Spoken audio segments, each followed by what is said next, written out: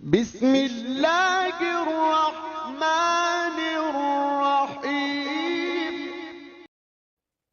بسم اللہ الرحمن الرحیم الحمد للہ رب العالمین والصلاة والسلام علی رسولہ الکریم اما بعد السلام علیکم ورحمۃ اللہ وبرکاتہ۔ سامعین اکرام، پچھلے ایپیسوڈ میں غزوہ احد کی تیاریوں اور یہودیوں کی عہد شکنی و دیگر واقعات کا مختصر جائزہ لیا گیا۔ اب جنگ احد کا مختصر خاکہ پیش خدمت ہے۔ اللہ ہماری رہنمائی فرمائے، آمین۔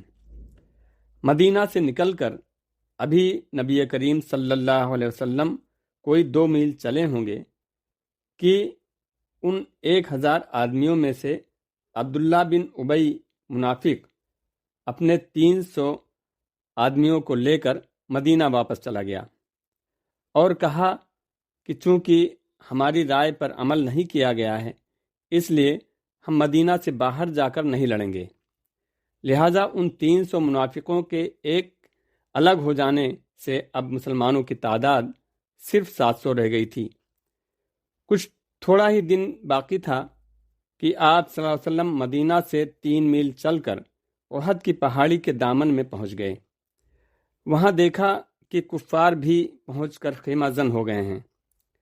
آپ صلی اللہ علیہ وسلم نے آگے بڑھ کر وادی کے آخری سرے پر واقع احد پہاڑی کی گھاٹی میں اپنے لشکر کا کیمپ لگوایا۔ یہاں پہنچ کر رسول اللہ صلی اللہ علیہ وسلم نے لشکر کی ترتیب و تنظیم قائم کی۔ جنگی نقطہ نظر سے لشکر کو کئی صفوں میں تقسیم کیا۔ لڑائی سے پیشتر آپ صلی اللہ علیہ وسلم نے 50 تیر اندازوں کا دستہ عبداللہ بن جبیر انصاری رضی اللہ تعالیٰ عنہ کی سربراہی میں پیچھے کی گھاٹی پر تعینات فرما دیا اور ان تیر اندازوں کو حکم دیا کہ خواہ کوئی بھی حالت پیش آئے، جب تک آپ صلی اللہ علیہ وسلم کا حکم نہ ہو اپنے مقام کو ہرگز نہ چھوڑنا۔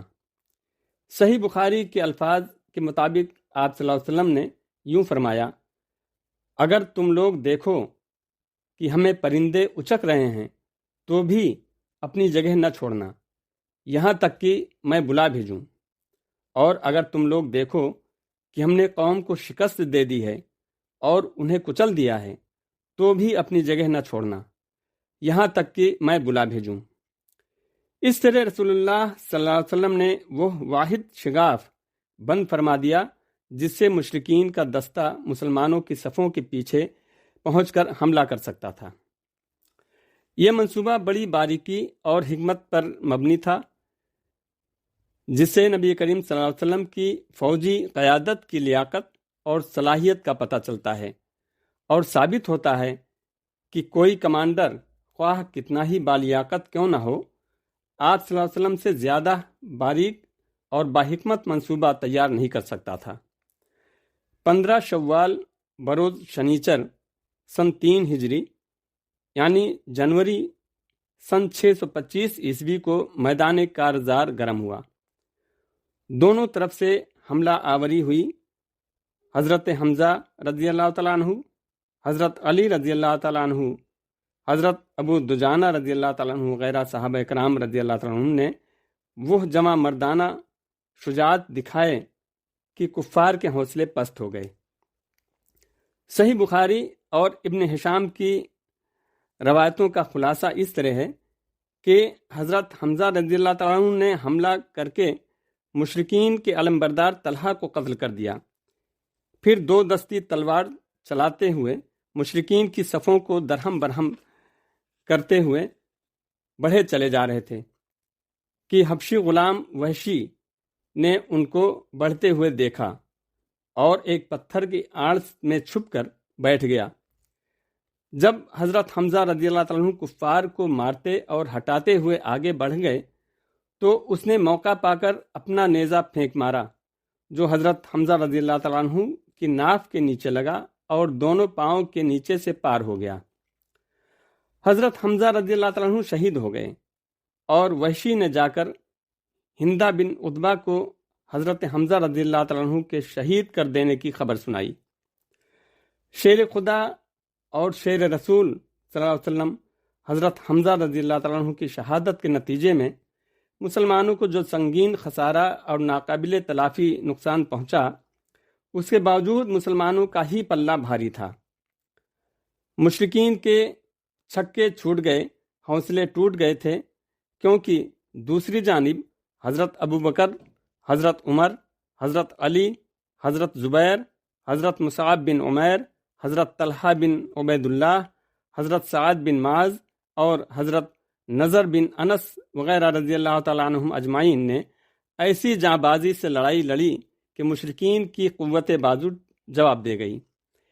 ہندہ بنت عتبہ زوجہ ابو سفیان نے موقع پا کر حضرت امیر حمزہ رضی اللہ تعالیٰ عنہ کی لاش کا مسئلہ کیا، یعنی ان کے ناک کان وغیرہ کاٹ ڈالے تھے، آنکھیں نکال لی تھیں، سینہ چاک کر کے جگر کاٹ کر نکالا اور اس کو دانتوں سے چبانا چاہا مگر نگل نہ سکی، اسی لیے وہ جگر خوار مشہور ہوئی۔ بہرحال کچھ دیر تک شدید جنگ ہوتی رہی اور چھوٹا سا اسلامی لشکر رفتار جنگ پر پوری طرح مسلط رہا۔ بالآخر مشرکین کے حوصلے ٹوٹ گئے، ان کی صفیں ہر طرف سے بکھرنے لگیں، گویا 3000 مشرکین کو 700 نہیں بلکہ 30,000 مسلمانوں کا سامنا تھا۔ غرض مشرکین کی شکست اور مسلمانوں کی فتح میں اب کوئی شک و شبہ باقی نہ رہا۔ کفار جب مسلمانوں کے مقابلے سے بھاگے تو دوپہر کا وقت تھا۔ کفار کو بھاگتے دیکھ کر ان تیر اندازوں نے، جن کو رسول اللہ صلی اللہ علیہ وسلم نے گھاٹی کی حفاظت کے لیے تعینات کیا تھا، اپنی جگہ چھوڑ دی اور مال غنیمت لوٹنے کے لیے دوڑ پڑے۔ گھاٹی کو خالی دیکھ کر خالد بن ولید نے 100 سواروں کا ایک دستہ لے کر گھاٹی کے پیچھے سے مسلمانوں پر حملہ کر دیا۔ اس حملے میں مسلمان تیر اندازوں کے کمانڈر حضرت عبداللہ بن جبیر رضی اللہ تعالیٰ عنہ شہید ہو گئے، جس کا نتیجہ یہ ہوا کہ لڑائی کا رخ پلٹ گیا۔ مسلمان ہر طرف سے کفار کے گھیرے میں آ گئے۔ حضرت مصعب بن عمیر رضی اللہ تعالیٰ عنہ نے جو علم لیے ہوئے تھے اور قریب ہی آپ صلی اللہ علیہ وسلم کی حفاظت میں تعینات تھے کہ کفار کا ایک شہسوار ابن قمیہ نے حملہ کر دیا اور حضرت مصعب بن عمیر رضی اللہ عنہ کو شہید کر دیا۔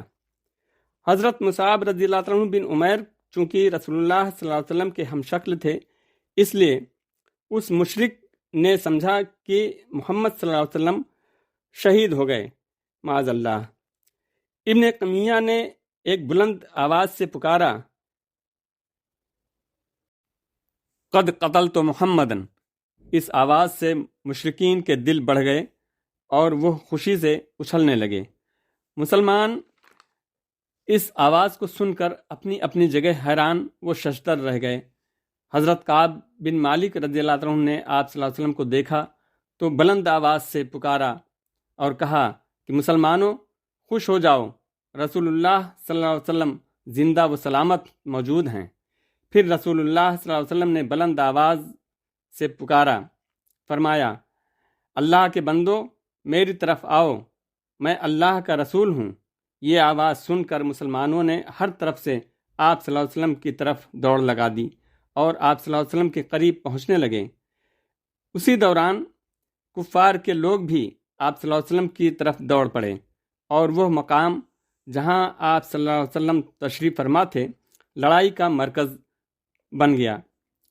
اسی دوران ایک مشرک عبداللہ بن شہاب زہری نے حضور صلی اللہ علیہ وسلم کے قریب پہنچ کر آپ صلی اللہ علیہ وسلم پر وار کر دیا، جس سے آپ صلی اللہ علیہ وسلم کا چہرہ مبارک زخمی ہو گیا۔